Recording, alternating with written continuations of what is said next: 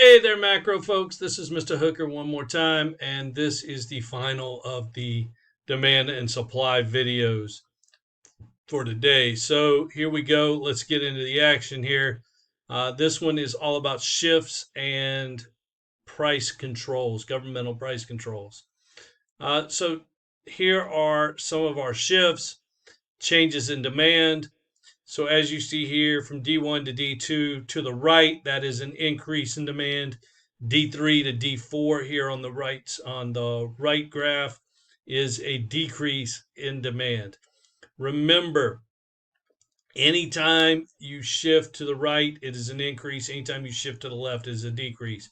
Also, once again, an important thing to note: as we increase demand, price and quantity go up. As we decrease demand, price and quantity go down. I have a whole table for that a little bit later, though.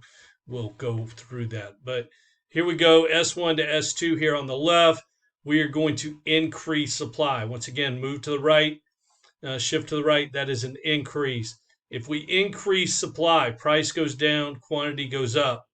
So as there is more of the supply out there, every unit becomes less valuable, and therefore we as consumers are willing to pay less for each unit, and that is why price falls. And then on the graph on the right, S3 to S4, we are moving to the left, and therefore it is a decrease in supply. And you do that, price goes up and quantity goes down. And that units become scarce, and as they become scarce, each unit becomes more valuable, and therefore price goes up. Here is that table I promised you. These are all the possible shifts that could happen. As demand goes up, price goes up, and quantity goes up. Demand goes down, price goes down, and quantity goes down. Supply goes up, price goes down, quantity goes up, and supply goes down, price goes up, and quantity goes down. And then you have what we call dual shifts: demand up, supply up. We don't know what's going to happen to price. It's all about relative size of shift, but we do know that quantity will go up. So relative size of shift, if the demand shift is greater, price will go up. If the supply shift is greater, price is going to go down. And that is just how it is. If both shifts are equal, price does not change. Just going to throw that into the universe real quick. Demand down, supply down.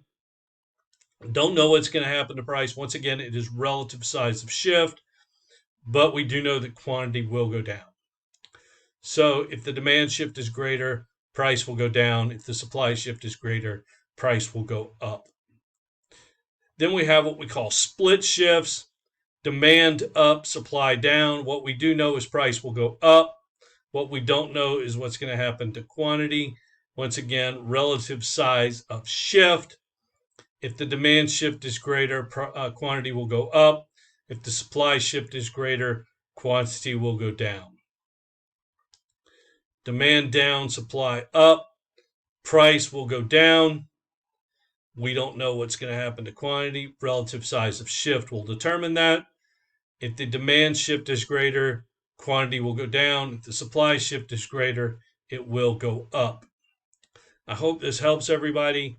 I thought this might be the quickest way. It's the easiest way. Here it is if you would rather have it with words. All right. Global perspective: average price of a loaf of white bread in selected nations. And so for Norway, it is the most expensive. It's well over $3 US, a little over $2.50. Canada, a bit over $2. Guatemala, just over $2. Japan, just under $2. China, a bit over $1.50. Mexico, around $1.50, it looks like. Philippines, just over $1. Nigeria, just under $1. And India, probably just under 50 cents. This is summer of 23. I'm filming this. My wife and I have traveled this spring and summer: Paris, Rome, and Barcelona.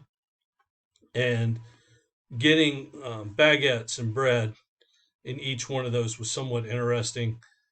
Paris subsidizes baguette production, for those that do not know. Like, it will never cost you more than $1 or €1, excuse me, right now, which is roughly the same at current exchange rates. But it never costs you more than €1 to get a baguette in Paris and in France in general, really. Rome, it was like a euro 70 or something like that, a euro 60. But then we got to Barcelona and it was 58 cent.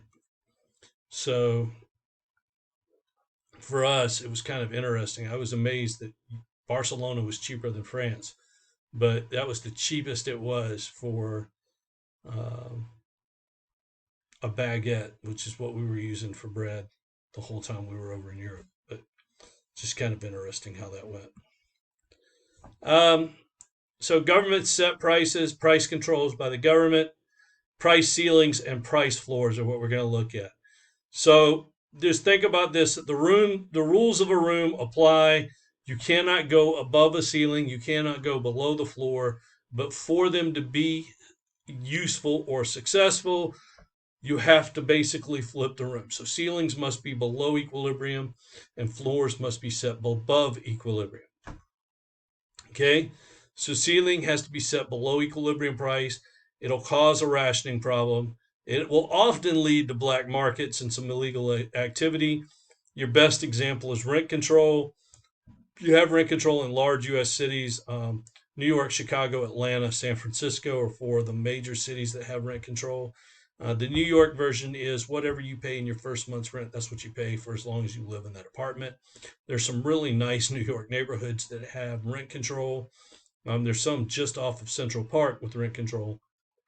And another fun fact with that is there hasn't been an apartment building built in a rent control zone in New York since somewhere around the 30s. So they don't build new apartments in rent control zones just because it's just not cost effective. So definitely not apartments they're doing here, but the equilibrium price is 350. We're going to set the ceiling at $3. That's going to cause a shortage, basically because there's going to be people looking to get in, well, there's always going to be pressure toward um, equilibrium, so there's pressure upwards, and that's going to hit that price ceiling. If you set the price ceiling above equilibrium, you just end up at equilibrium. So that's why you have to set it below. So just note that. Price floor. Um, Prices have to be set above the market price. It's going to cause chronic surpluses. The best example here is the minimum wage law. Chris Rock's old line is apt here. If you're being paid minimum wage, what that says is if your employer could pay you less, they would. So in this, once again, not really minimum wage, but say equilibrium is $2, the floor is $3. It creates a surplus, and the higher you go, the larger that surplus is. And so that is basically where we are, what that looks like. And the higher you go, the wider that gets. And there's pressure downward toward equilibrium, which creates some friction in that. So our last word on this, the pandemic prices. One of the most obvious economic effects of the pandemic initially was the empty store shelves. Everybody was panic buying stuff. Think toilet paper really quick. That was insane.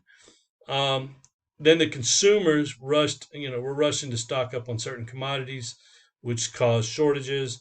We had supply chain issues, which were not really fun. So for those students who are logistics and supply chain majors, have fun with that because Lord knows we can use you.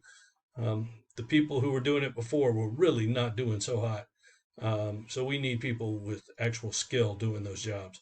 With retail prices remaining largely fixed, shortages resulted as demand far exceeded the supply, and that's just basically how that goes. Our retail prices are fixed. We have sticky prices, which we can argue this fact.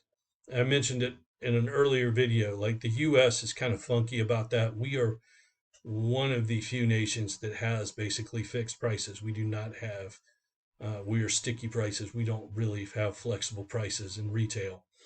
A lot of other nations have way more flexible prices in retail, and they can solve these problems way better because of those flexible prices.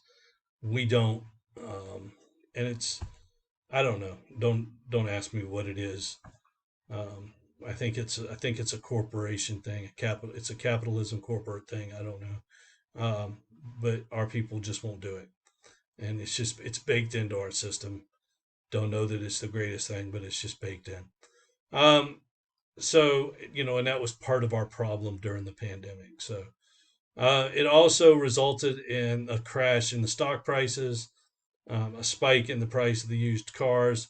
That was partly due to semiconductor prices, and the shortage on semiconductors and all of those things, which the U.S. has worked on. Um, we've got to my knowledge, two new plants here in the U.S. Because it was also a national security issue. Um, so we've created two new plants that I know of. A student was pointing this out to me in a previous class because they were really interested in it, and so they helped me with this. There's one that I know of in Arizona and Texas that they're making semiconductors now, both for consumer and national defense use. And that is going to help us a lot moving forward with both consumer and national defense semiconductor problems. And that should help us with all of that. Also, increased demand for housing in suburban and rural areas. Um, if you're in Knoxville, you know that we've got a housing issue that needs to be solved somehow. And we'll talk about that when we get to chapter 8, economic growth. I've got thoughts on that because I've been in economic development. I was in economic development for years. So I've got thoughts on the economic development here in Knoxville. So we also had widespread labor shortages and still to this day have some labor shortages. And I don't know that they're trying to fix those. I think they've gotten used to the profits. And I don't know that they want to spend that money on labor now. I think they have just convinced people, hey, there's going to be a labor shortage and we just can't find workers, even though people apply. Um, I think they're just happy with having people apply and not hire people because they like the profits. So it's just one of those things you get used to it and you don't really want to spend the money at a certain point. All right. That's it for chapter 3. Thank y'all. Have a great day. Take care.